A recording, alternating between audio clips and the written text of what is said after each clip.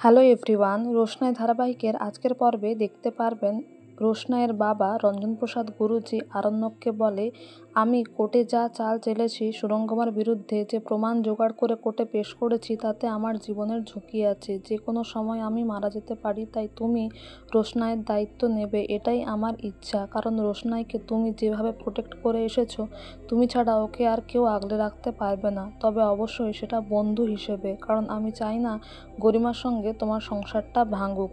তুমি বন্ধু হিসেবেই রোশনাইয়ের পাশে থেকো, যখন ওর প্রয়োজন হবে বিপদে পড়বে। কিন্তু এই কথা শুনে রোশনাই বলে, বাবা আমি কিন্তু কোনো পুতুল নই, আর তুমিও যে কারো মানুষের ওপরে আমার দায়িত্ব দিয়ে দিও না, বিশেষত কোনো বিবাহিত পুরুষের ওপর তো নয়ই।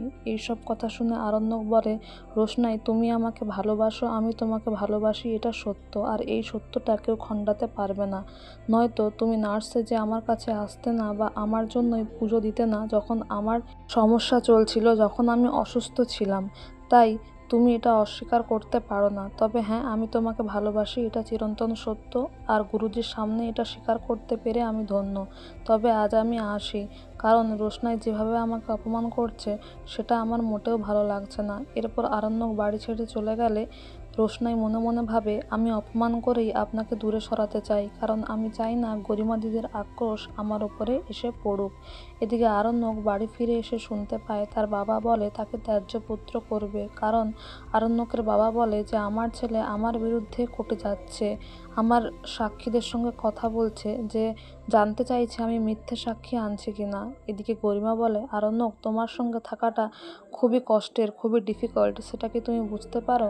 আরণ্যক বলে, দেখো গরিমা, তুমি এই বিষয় নিয়ে কথা বলো না। তোমার মায়ের জন্য আমার অনেক মাথা হেট হয়েছে, আর আমার বাবার জন্য তো অবশ্যই। এদিকে পরের দিন কোর্টে রোশনাই জজ সাহেবকে বলে তাকে কি করে প্রোডাকশন বয় গাড়িতে নিয়ে এসেছিল, কিভাবে তাকে মুখে স্প্রে করে দেওয়া হয় এবং গাড়িতে তাকে রেখে জলে ফেলে দেওয়া হয়। আর এই কথাগুলো শুনে আরণ্যকের বাবা বলে, ইউ আর এ লায়ার, তুমি মিথ্যা কথা বলছো। রোশনাই বলে, আমি মিথ্যে নই, আপনি মিথ্যে বলছেন, কারণ আপনি মিথ্যের চাষ করেন।